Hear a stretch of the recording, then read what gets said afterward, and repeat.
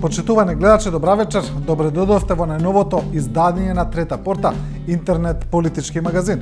Во оваа емисија ќе зборуваме за најактуелните случувања од изминатата недела, а тие се разбира се протестите кои се случуваат секој ден на македонските улици во повеќе градови. Ќе видиме реакции на протестите на граѓаните кои излегуваат на протестите и за случувањата кои се редат во низа, кои се поврзани со аболицијата, амнестијата, случаите кои ги отвара специјалното јавно обвинителство и сето она што действува како еден катализатор за масата се повеќе да протестира и да изразува незадоволство од одлуките на институциите. Според последната одлука на судот, сите кои беа во притвор поврзани со случајот Транспортер се пуштени од притвор, а во меѓувреме судот додели притвор на дел од оние кои протестираа за одлуката на претседателот Иванов. Да ја видиме први таа вест за притворите и која е напишана на порталот Сакам да кажам. Насловот е јасен. За осомничените во Транспортер, слобода, за демонстрантите притвор. И тука е ставена една фотографија од судот и искористен еден билборд рекламен, кој е за сосема друга рекламна кампања, но на билбордот јасно пишува Џган, а десно од него е судот. Додека двајцата членови на партијата Левица, Здравко Савески и Владимир Куновски остануваат во куќен притвор, Крвичниот совет на Основниот суд Скопје ослободил од притвор и двајца осомничени во случајот Транспортер. Наместо мерката притвор што им ја одреди судијата на претходна постапка, Крвичниот совет им определил мерки за обезбедување присуство, соопштија попладнево од Кривичниот суд. Во истиот суд, кој ги ослободи осомничените од случајот Транспортер, кој го води специјалното обвинителство, судија на претходна постапка им одреди мерка 8-дневен куќен притвор и одземање на пасошите на членовите на Левица. Тие добија кривични пријави за дело, учествува во толпа што ќе стори кривично дело.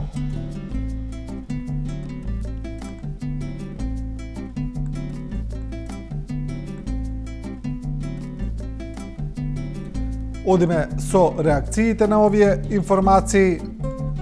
Ване Цветанов од Комитетот за заштита на правата на притворените и самиот бил во притвор, знае како е, сега пишува на Фејсбук.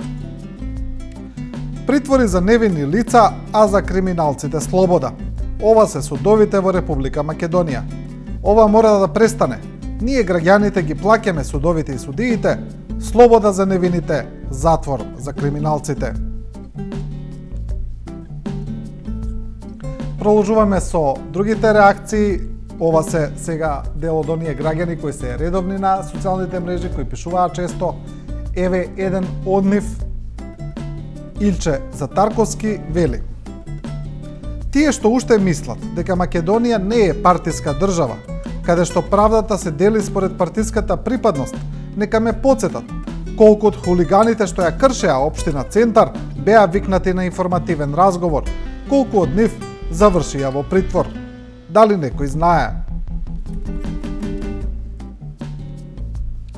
Асуад Месини, новинар и аналитичар, во континуитет му се обраќа директно на претседателот Иванов преку својот Facebook профил, уште од почетокот на распишување на аболицијата од страна на претседателот. Сега Асуад Месини во една колумна му вели на претседателот дека дури сега ќе види што е улична правда. Еве така е и насловена колумната.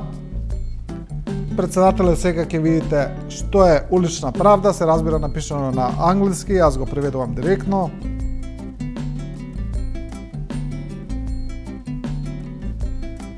Но претседателе, вашиот крволочен режим започна да апси граѓански активисти. Тоа веќе ги надминува сите граници кои за било кого се веќе неприфатливи.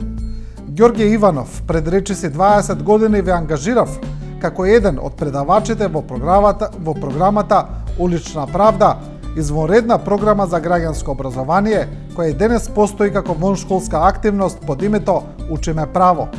За тој ангажман уредно ви беше платен хонорар од Сорос фондацијата.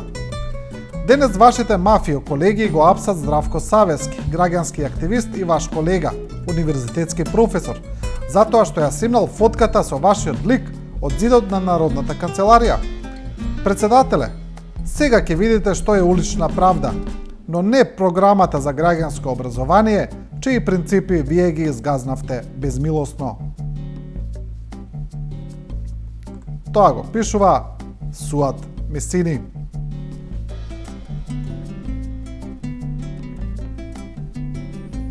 А меѓу другите кои се обвинети за кршењето на председателската канцеларија во Скопје, има и еден граѓанин е обвинет за кражба на лаптоп од истата канцеларија и при тоа беа објавени и фотографии на дел од порталите во кои МВР вели дека бара помош да се открие кој е тој граѓанин. Сега за ова има доста и хумористични, смешни реакции. Една од нив е објавена на портал, се разбира дека се работи за измислена вест, која вели 20 работи кои се наоѓале во украдениот лаптоп на председателот Иванов. Поради времето не можеме да ги видиме сите 20 целата листа, но еве ќе видиме дел од нив. Под 1. Електронски прирачник. Како да се биде председател за почетници. Албум со цитати од Семе Синапово и Мудриот старец. Комплетна дискографија од Ѓорги Крстевски. Електронски прирачник, говор на телото, што значи намигнување. Слики од Колинда Китановиќ, председателка на Хрватска. Тука требало Китаровиќ, добро. Фотошоп. Прирачник како да го монтираш твоето лице на туѓо тело и така натаму.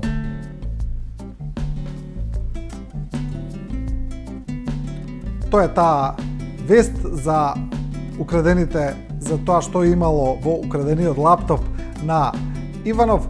Одиме со останатите случувања кои се поврзани со протестите. Заменик министерот за внатрешни работи Чавков предупреди дека се снимаат демонстрациите и дека оние кои излегуваат на улица треба да внимаваат што прават. Има реакции и за ова. Меѓу другото, дел од оние кои учествуваат на протестите упатуваат и директна порака до заменик министерот Чавков. Овој пат се работи за Јасминка Ангелова, која е инаку сопруга на Стојанче Ангелов, лидерот на Достоинство, но и самата Ангелова доскоро вработена во Министерството за внатрешни работи. Ангелова пишува на својот Facebook профил. Снимачот Чавков дал наредба за спроведување на акција во која треба да бидат опфатени сите припадници на МВР кои ќе бидат забележани на протестите надвор од работниот ангажман, да бидат фотографирани и снимени од секторот на кримтехника. Со ова незаконско снимање и следење на вработените во МВР, Чавков врши нов притисок, ги уценува, се заканува и сее страв врз нив и надвор од нивното работно време. Неуставниот Чавков го крши уставно за гарантираното право на вработените во МВР на нивно движење како слободни граѓани и нивно право на слободно изразување мисла, говор и присуство на мирни јавни собири.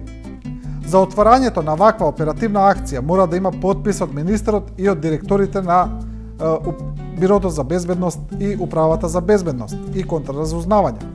Дали се подпишал министерот или хиерархиски го прескокнале? Чавков фатил уплав од снимките на кои евидентно масовно присуство на вработени во МВР, кои се повеќе се придржуваат на граѓанските протести, па решил да застрашува. За секоја незаконитост ќе одговара, ќе дојде ден. Пишува Ангелова. Ерол Ризаов во една од неговите редовни колумни пишува Нов бран на тиранија. Мислам дека насловот е прилично јасен што сака да каже Ризаов. Ете тука една фотографија од протестите. Новинарот Зоран Божиновски, кој емигрираше за да се спаси од закани и прогон, е донесен по речиси 2 години престој во Србија и предаден на судот баш сега пред избори за да му се суди за шпионажа. Има отворени закани од следбениците на власта за нови апсења на лица чии имиња веќе се објавени во печатот.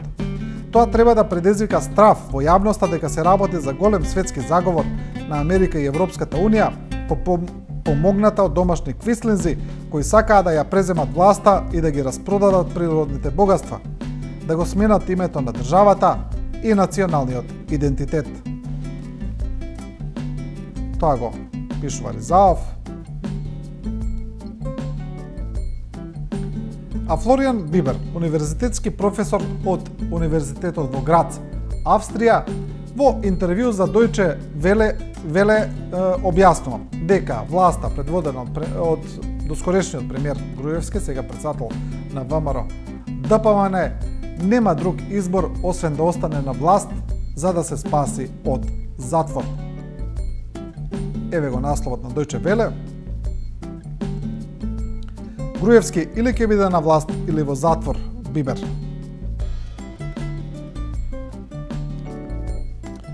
Во тоа е тешкотијата. Груевски нема излез, бидејќи добро знае дека или ќе биде на власт или во затвор. Единственото сценарио е во одреден момент доволен број луѓе во обкружувањето на премиерот да помислат дека полесно ќе преживеат без него, отколку со него. Обстанокот на такви режими многу зависи од поддршката на партнерите и столбовите на власта. Прашање е само каде е нултата точка, односно кога станува поскапо да се поддржува власта, отколку да се оди кон промени.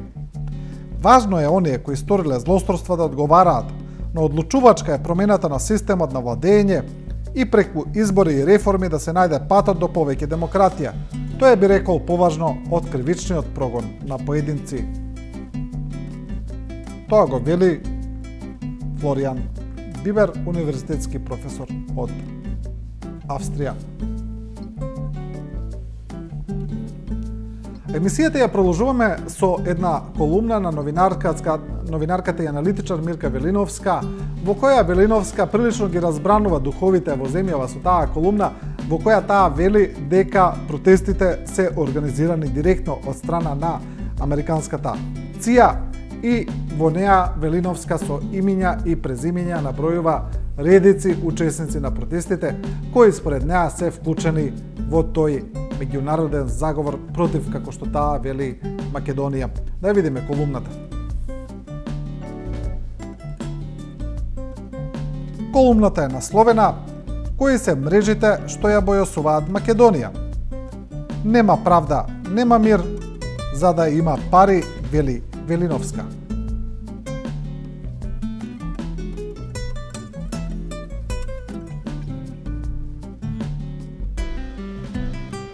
Кога Македонија веќе станала дел од бајката "Волшебникот од Оз", кодното име на акцијата на ЦИА за кризирање на Македонија што започна со снимките на Зоран Заев, а за што пишував во вчерашниот број на Дневник, редно е јавноста да обелодениме организациите што волонтерски и теренски ги одработуваат највалканите работи за тајните служби, односно за државите и корпорациите што имаат идеал да си ја приватизираат планетава. Тие се наемници на оној 1% супер богати кои сега управуваат со светското богатство, еквивалент за 7 милиарди луѓе. Тие работат за интересите на 56 американци кои како вампири живеат од крвта на 1/3 од човештвото. Тоа го пишува Мирка Велиновска во незината колумна "Нема правда, нема мир, за да има пари". А сличен став има и лидерот на Гром, Стефче Јакимовски, председател на општината Карпош, кој вели дека протестите се организираат од страна на српската организација Канвас, која е позната по организирање на такви слични протести широм светот, почнувајќи од Багер револуцијата во Србија за време на симнувањето на Слободан Милошевиќ од власт. Јакимовски вели: "Протестите ги режираат професионалци организирани од Канвас. СДСМ и нивните финансиски чадори за протестите плаќаат професионалци организирани преку Канвас, кои каузата за демократија ја претворија во бизнис за недемократско уривање на владите", вели Јакимовски. Овие протести не се граѓанско движење со спонтан излив на незадоволни луѓе од оваа власт, и од оваа држава. Во овие протести има се и сешто. Има домашно незадоволство, тоа е точно, но има увезени и оркестрирани подбоцнувачи, односно кои се докажани на терен и веќе афирмирани надвор од Македонија за пари. Средства кои се уплатени им доаѓаат од надвор преку невладините организации кои се добро познати на македонската јавност со цел да се изврши увезена или нарачана дестабилизација, вели Јакимовски.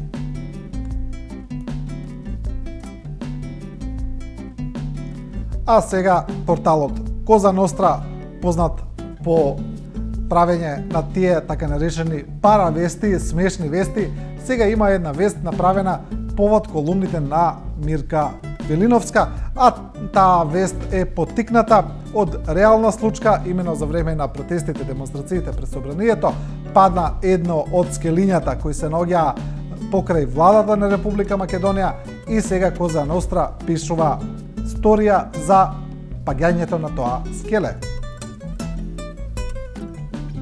Мирка, уривањето на скелето пред влада е сложена операција на ЦИА и МИ-6.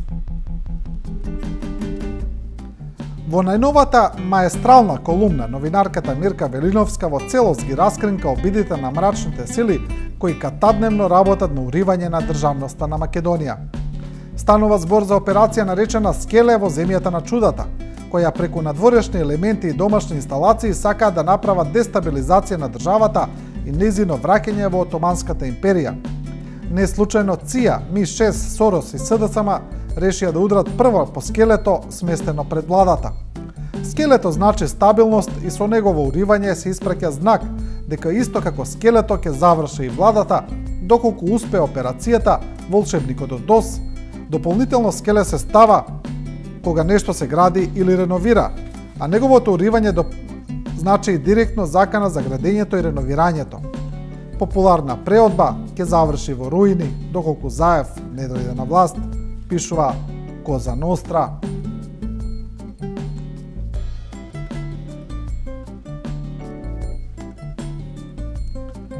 А во протестите, во незадоволството кое се шири низ Македонија, се вклучуваат се поголем број на уметници, актери, музичари, кои јавно веќе се огласуваат за она што тие го мислат за состојбата во која се наоѓа во државата.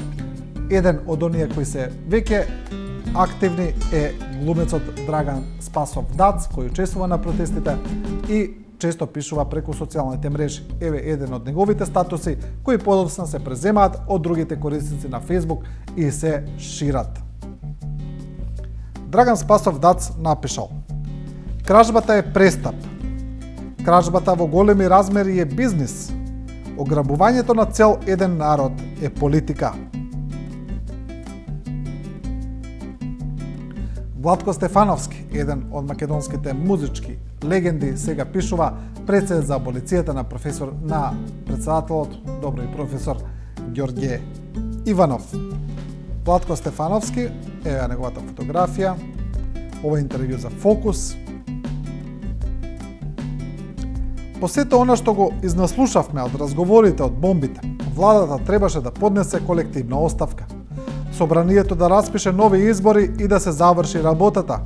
Вака живееме во една продолжена агонија, а аболицијата на председателот ја доживувам како врв на хипокризија и длабока морална ерозија, вели Стефановски.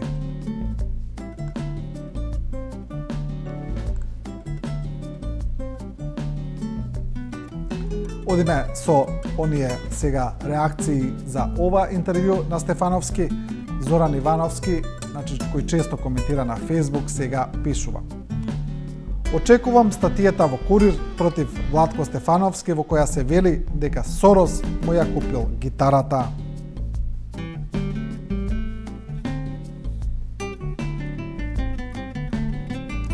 Одиме со Бранко Тричковски, често коментира на Facebook, често се е цитиран од страна и на други медиуми, но неговите постови предизвикуваат и голем интерес и провокација се секогаш за оние кои го следат, па така сега има и една таква провокација, ќе видиме. Бранко Тричковски напишал: сега одам од кај канцеларијата на лудакот на Рекорд. Стаклата се речиси сосема исчистени.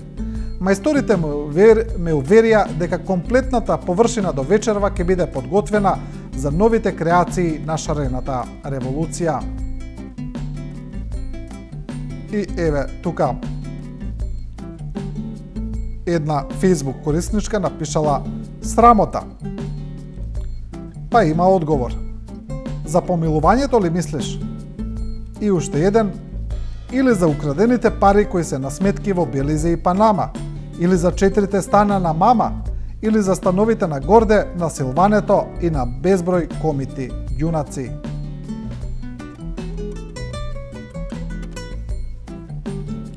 Ете, тоа се тие реакции под постовите на Бранко Тричковски, секогаш провокативен. А одиме сега се на фотогалерија која е направена од порталот Призма на Балканската истражувачка мрежа, а која се однесува за протестите. Можеме да видиме како тоа изгледа. Еве да речеме портата Македонија со новите бои на неа кои се уште не се изчистени. Граѓаните кои протестираат, тука се и тие здружени знамиња заеднички.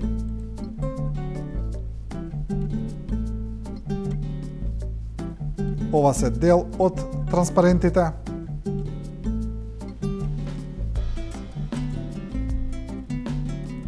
Нокни снимки. Повторно дел од заедничките знамиња.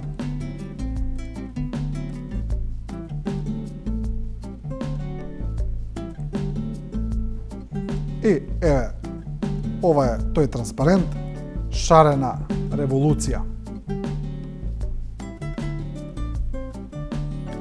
И емисијата ќе ја завршиме сега со уште неколку поста. Еден од нив се однесува на пресконференцијата на Тони Трајковски од општината Газибаба, кој вели дека немало ништо незаконско во случајот Космос, во случајот со уривањето на Космос на Фијат Цановски, по истрагата која е отворена од специјалното јавно обвинителство за овој случај. Одиме првин со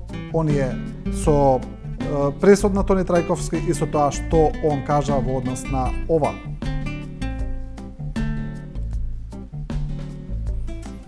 Еве, Тони Трајковски не барал да се најде на листата на помилување, но не одговара дали ќе побара да се иземе одлуката за него и невиноста да ја докаже во судска постапка. Вака градоначалникот на Газибаба Тони Трајковски одговори на прашањето дали ќе побара од претседателот Иванов да ја повлече одлуката за него. И при тоа Тони Трајковски вели дека Космос е дивоградба, аргументите се на наша страна и нема сомнеш дека сме постапувале законски, вели Трајковски.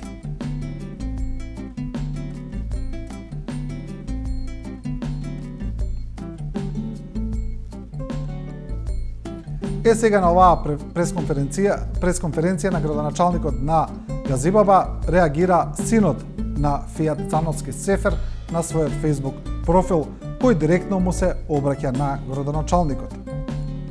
Сефер Цановски вели: Тони, ај шепни ми кој ти нареди да го рушиш Космос? После се имаш образ да излезеш во јавност и повторно го споменуваш името на Фијат. Зарем уште мислиш дека некој верува во истите приказни? Зарем не ти е лесно и тебе, пријателе, ти ја слушав изјавата, ти се фаќа јазикот, си гледа дека си под стрес, ама ќе ти олесни. Кажи си само кој те натера. Знам дека од тој момент на рушење на Космос и тебе те се промени животот. Свесно или не, голем грев имаш на својот грб. И да бидеш сигурен дека ќе одговараш за тоа, ама не се секирај. Има пред тебе двајца кои свиреле додека ти си го играл нивното оро и тие нема да се спасат.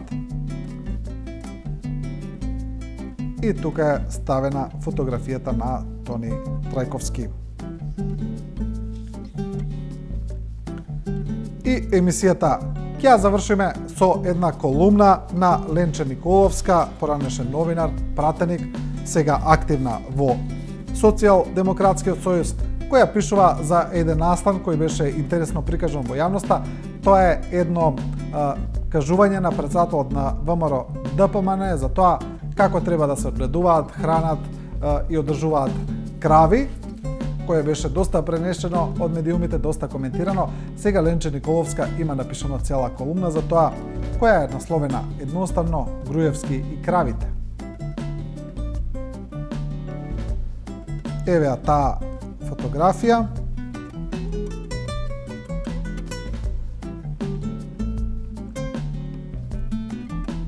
Па Николовска вели: замислата на пиар службата на Груевски како во изминативе 10 години кога се шеташе по ниви и фарми со шешир на глава, беше да го прикаже близок на фармерите, но и познавач на состојбите. Имајќи предвид дека оваа влада го зема ексклузивитетот на заштити на земјоделците. Но мукањето на кравите, кокошката што се шета, новинарите со затнат нос и подадените микрофони на владините медиуми, потоа збунетиот поглед на сточарот и очигледната нелагодност на заменик министерот беше представата која ја виде македонската јавност. Да се разбереме, Груевски до сега сите реклами што ги прави за аграрот не се намените за земјоделците, тие точно знаат каква е состојбата во аграрот. Рекламите се за граѓаните да видат колку тоа владата се грижи за земјоделството и да не им веруваат на производителите кога се жалат на реалните состојби, вели Николовска. И со оваа колумна за Груевски и кравите ќе ја завршиме оваа трета порта. Емисијата гледајте ја секоја среда во 19 часот и 15 минути, следејќи го нашето мото дека не ви кажуваме како да размислувате, туку ви ја прикажуваме големата слика. До тогаш останете и со нашата програма на 24 вести.